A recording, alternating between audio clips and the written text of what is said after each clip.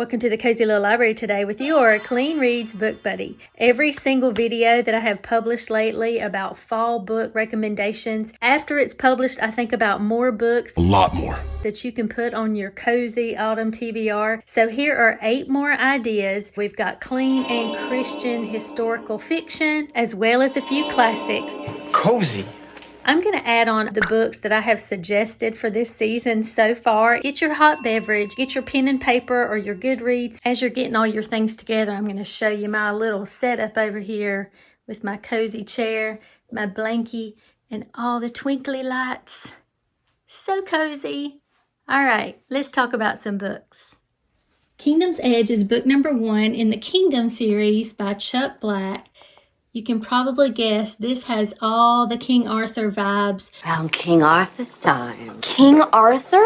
But it also has a Christian message, real subtle in the background. This series in particular is about a king and his son wanting to save the kingdom with loyalty and bravery and faith. So the Christian vibe is really there as well. And what's neat about this author is that he started this series so that his kids could fall in love with the Old Testament.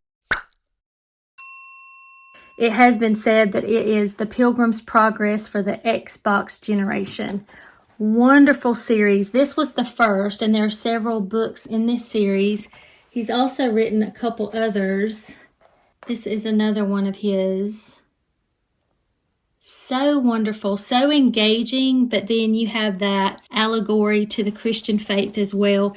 If you Google author Chuck Black, you'll see that he has several of these kinds of series, and he also does sci-fi, which I have not read. I have heard Celestria mentioning Chuck Black's name, and it just thrills my soul that she is reading his books and that there are some that are really interested in that. Love it. Charles Dickens, to me, his books just, most of them feel like fall. This book, of course, a Barnes & Noble collectible, just feels like fall. You can see the stories that are included in this one.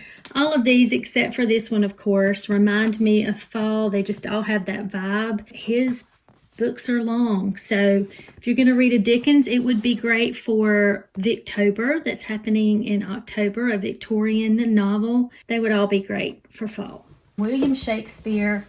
Now this has all the complete works, all his poems and plays. I have not read everything, obviously, but what I have read just feels like fall. Romeo and Juliet, Taming of the Shrew. Some of the plays are shorter than others, so you could try it. Another great idea for Victober, that would count. Another classic for the fall would be the original Vampire Story by Bram Stoker. Dracula! Some people, you can see how long it is. Some people say that it is too long, and some say that it's brilliant and much, much better than any of the vampire stories of today. So there you go. There's an idea if you're into Gothic horror, and I'll speak of one more horror author to give you an idea if you are into that, and that is Poe. This is the only Poe that I have, and I'm not going to open it because it's kind of falling apart. But to me, anything that Edgar Allan Poe has written is creepy and disturbing. And if you're into that super scary stuff, Edgar Allan Poe will definitely serve up some creepy, creepy vibes. The Frederick and Grace Mystery Series by Pepper Basham. Books 2 and 3 would be a wonderful set to read during fall. Now, book 1 is called The Mistletoe Countess. It does mention Christmas at the end, but definitely if you have read book number 1 and you want to continue, this is the season to do it, because book number 2, The Cairo Curse, is kind of like Clue meets Indiana Jones. Indiana Jones. Book number 3 is when they go to Italy. It's supposed to be a vacation. They get invited to this island, to this wealthy man's home. So they're kind of sort of trapped there, and then some bad things start happening. Really, really cute stories. So I definitely wanted to give you that idea. A super cute, light-hearted story that has great fall vibes. The Cleaver Castle series by Sally Britton. The books are just over 200 pages, so they're very quick read. They're on KU, or they were. The audio is awesome. Book number 2, though, starts in September, and all the cozy vibes that it gave with the descriptions of the outdoors surrounding the castle, it was just wonderful. Highly recommend. The Legend of Sleepy Hollow by Washington Irving, of course, is about Ichabod Crane, who's a school teacher. He comes to Tarrytown just wanting to educate young minds. He's very gullible. He believes everything, including a lot of the local stories about ghosts in the woods. Well, he has to travel through the woods on his way home, and he gets very, very frightened. So he sings, "What is that dark, menacing figure riding behind him on a horse?" Why wasn't Ichabod Crane ever seen in Sleepy Hollow again? Speaking of Sleepy Hollow, I cannot recommend this one yet because I haven't read it. All the other ones I have. My patrons have voted, and we're about to start a group read on Love's a Mystery in Sleepy Hollow, New York. Isn't this cute? It's a dual timeline, partially written by Gabriel Meyer, published recently for Guidepost. So I hope I can give y'all a good report. I'm so hoping that it's good. The Secret of Pembroke Park by Julie Klassen, who to me right now is the queen of Christian Regency romance. This book was unputdownable to me. I could not quit reading. I think I read it in 24 hours or so. Really get to know the characters in here. So there's a family living in London, and the daughters are doing the social scene. That's not really going like they want. Dad makes a business deal that goes bad. An anonymous letter comes saying, "Will you please come live at my enormous manor for a year?" And oh yeah, no one has been there for 18 years. When they get there, that's when the creepiness starts. It is as if the people living there got up in the middle of what they were doing and rushed away. Super creepy, all kind of mystery, and you're like, what in the world is going on? But it's so good. The Bridge to Belle Island by Julie Klassen. Again, can we just talk about this beautiful cover though? Her covers are the best. This one is interesting because Isabel, who is on Belle Island, a little ways from London, but she hasn't left in a decade. You find out in the book why. There is a crime in London that happens that connects Isabel and people on the island. A handsome lawyer has to come to the island to investigate, and then something else happens. And the book, like the cover, is very atmospheric, very interesting, pretty small character list. They're all kind of staying there at Isabel's. If you like all the whodunits, this one is very good. And the last Julie Klassen, I promise, is The Tutor's Daughter. Again, gorgeous cover. The father-daughter duo are asked to come to the cliffs of Cornwall to teach two young men that happen to have two older brothers that are eligible bachelors, and they're in this massive estate. Creepy things are always happening, unexplainable sounds at night. The piano forte is being played, and when she gets there, nobody's at the piano. So much mystery. The spooky vibes in a good way are there. A little bit of mental illness situation and a lot of talk about grief. Such an atmospheric book. I mean, you just feel like you're there. The character list is very small, so you really get to know the characters. It is perfection. These are the first two books in the Houses of Yorkshire series. In our first book, The Letter from Briarton Park, our main character has resigned herself. She'll never really know who her parents are. The lady who has raised her says, "I've been keeping a secret from you all these years, but here, this letter will explain it all." And it's a letter from Briarton Park. It happens in autumn, atmospheric, the grounds, the estate. And this one is kind of characterized as being a swing swoon-worthy romance of Jane Austen meets the suspense of Charlotte Bronte. Book number 2, In the Shelter of Hawthorne House, is about a young woman. Things happen right at the beginning of the story that make her future uncertain. She's not sure what to do. She ends up having to escape to Hawthorne House. The atmosphere around the house, it's on the moors and it's in autumn. Feel like you're there in the midst of the story. There's some danger. It's known as a beautiful tale of lost love finding the strength again when all hope seems lost. A very small character list. Very good. The Debutante's Code. This is book number 1 in the Thorndike and Swan Regency Mysteries by Erica Vitch. This is about our main character who is very smart, very brave. She's a debutante in a wealthy family. So when it comes time for her to do the debutante thing, her parents are missing. They're nowhere to be found. So she's upset about that, feeling like they can't even bother to show up for her stuff that's so important.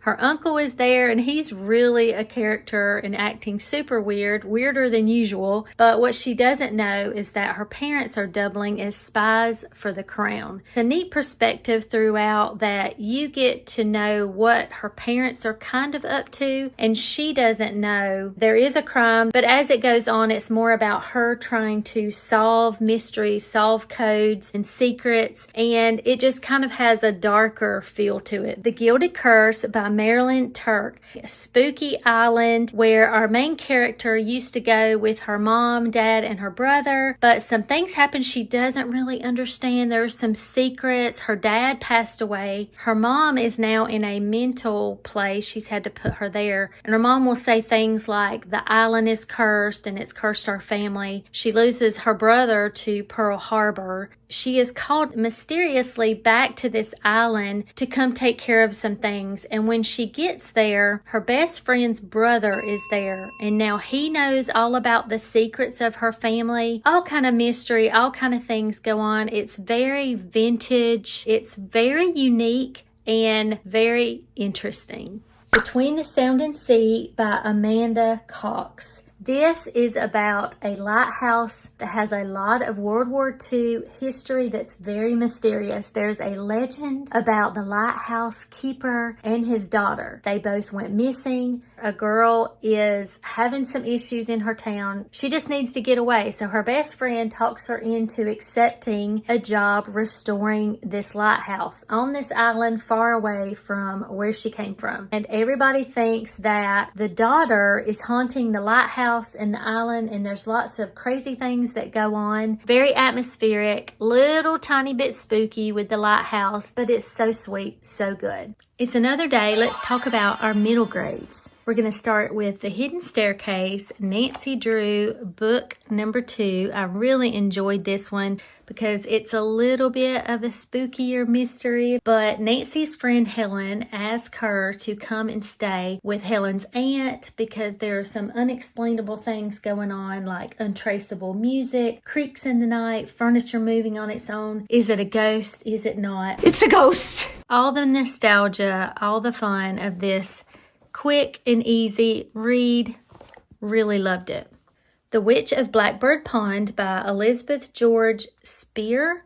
This is an award winner, and it's about Kit, who becomes an orphan and has to leave her beloved Caribbean island home and go to her Puritan relatives in the cold, bleak Connecticut colony. She says that she feels like a caged bird that doesn't fit in, that's lonely. The only time she feels like herself is when she befriends the old Quaker woman that everyone calls the Witch of Blackbird Pond. In hanging out with that lady, she ends up being accused of being a witch as well.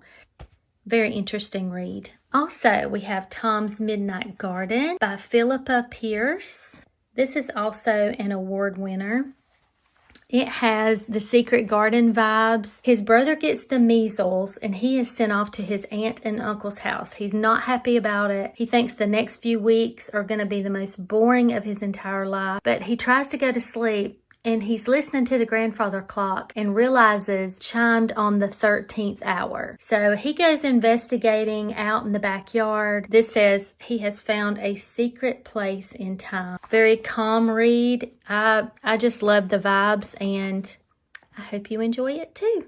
Yet another day. We're going to talk about classics today, 8 of them to cozy up with. Let's think about King Arthur, Knights of the Round Table, King Arthur and his Knights as an option. For people who like fantasy and like swords and dragons and kingdoms and all of that, this was written in 1902, so what I'm calling a more modern version, and it's just a simpler storyline.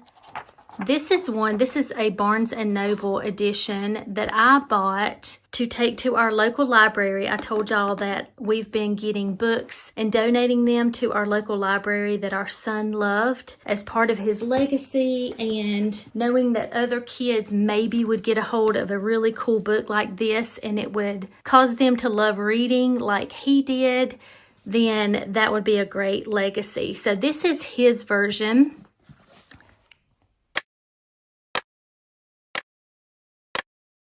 The Barnes & Noble edition that is gorgeous, but now the Sir Thomas Malory is more of the original. The text is actually from the 1400s, but it is in Old English font, Old English style of writing, so it's not the easiest thing to read. But if you're a traditionalist like me and you want to read the original, there you go.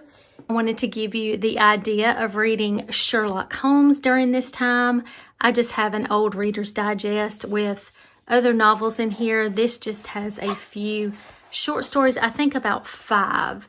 So Sherlock Holmes, of course, a beloved fictional detective from London. I read it back in the day. It's really not my thing, especially now with our loss. I can't read about a lot of stuff like that. So I just wanted to give you that idea.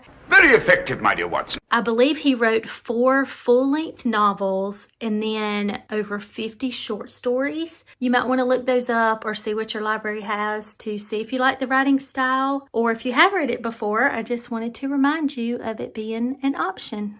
One story that I love that I read for the first time last year is Northanger Abbey by Jane Austen. May I suggest, if you have never read a Jane Austen, read this one during this season when it gets good and cozy and dark and it's a Gothic-y day. The main heroine in this book believes that she's in a Gothic novel. So it's very cute. If you know Jane Austen's humor ahead of time and you know she's kind of poking fun of the books of that day. I just love Austen's sarcasm that comes out in her stories. Love the heroine in this story, and she does end up in a Gothic abbey. But I highly suggest this book. Take your time and I think you'll love it. Rebecca, it was written in the 30s and it's about a woman who marries a wealthy widower, but when they get back to his mansion in Cornwall called Manderley, the house is haunted supposedly by his former wife who passed away. It's just a real kind of creepy story, but in a good way. Okay. If you are into thrillers and you want to read some classic thrillers, then I could suggest Mary Shelley's 1818 version of Frankenstein, of course, about the man who creates a monster. Read it when I was young, not into that now, but technically Gothic horror. And another original is the story of Jekyll and Hyde. I think a lawyer from London is investigating. There's just some strange occurrences between his old friend Jekyll and a criminal named Hyde. And if you don't know the premise of the story, I won't say anything else. I'm sure you do. Wow, talk about Dr. Jekyll and Mr. Hyde.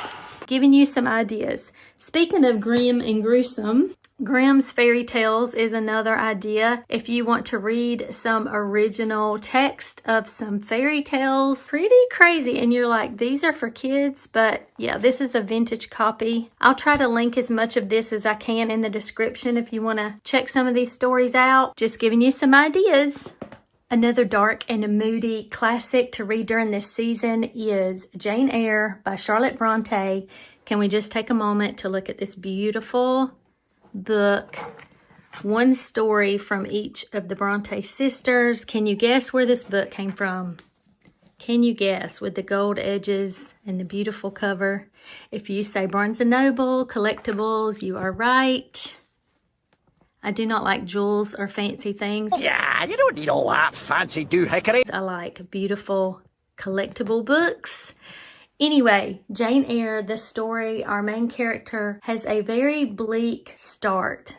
Her parents pass away. She becomes an orphan, has to go to her family. Her aunt is very mean to her. I will mention trigger-wise there is some abuse there. She's with them about a decade. And then she's sent to a boarding school, orphanage type situation. That's where I'm going to stop because I don't want any spoilers. Like I said, it's very dark and moody. Now, I will suggest the audiobook while you also look at it with your eyeballs. Otherwise, you may get kind of lost in the weeds. I think you would enjoy it on a dark and moody day, curled up with a blanket.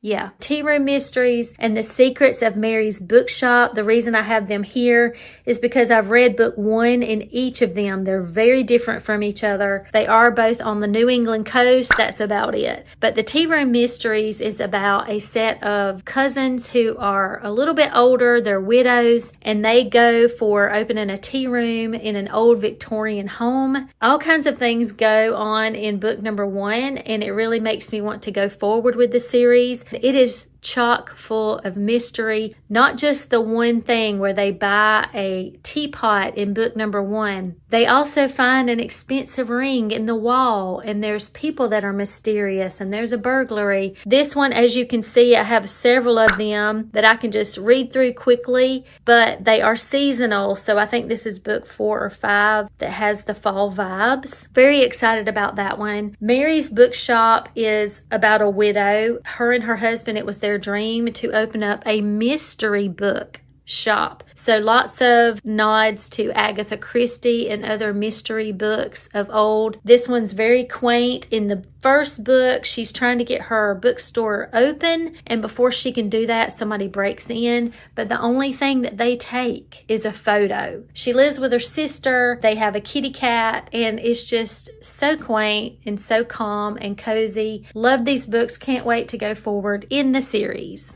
Anne of Green Gables by L.M. Montgomery. You can see the 2 versions that I have. Anne is like a hug in a book. If you have not read this book yet, I challenge you to read it. My name is Anne Shirley. Anne spelled with me. Especially during this season, I'm sure that you've heard all of the quotes from Anne and what she has to say about October. She loves all the seasons, and you hear a lot of that from her. And while it's not free of sad moments, I mean, she comes at the very beginning as an orphan. You don't want me because I'm not a boy? But it's worth it to just hang out with Anne and her liveliness and the beauty that she sees all around her. The words that she chooses to say about everything. She's very stubborn. She gets in trouble because of her mouth and because of her rash decisions. Such an uplifting story. If you haven't read it, please do so and let me know. I would love to hear your thoughts. Pride and Prejudice by Jane Austen. This may be a controversial opinion, but I feel like it's mostly like fall.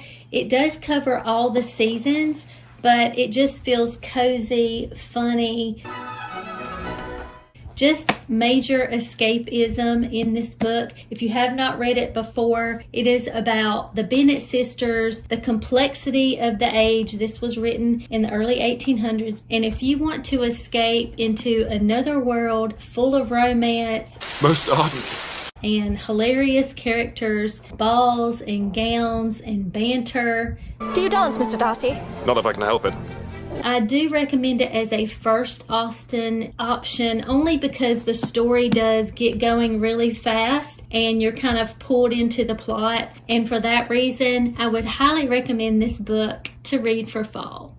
Little Women by Louisa May Alcott. Heartwarming, huge hug of a book. You can't get any more cozy than reading the lives and the coming of age of the 4 March sisters. This covers a year's time span where their dad goes off to the Civil War, and you see the girls growing and changing and the character arcs of all of them. Of course, all the sisters are completely different. Just their interaction with each other, the sacrificial love that Marmee has for not only them, but people in her community, the things that she does. You fall in love with these women. So if you have not read this book, I highly recommend it. You won't be disappointed.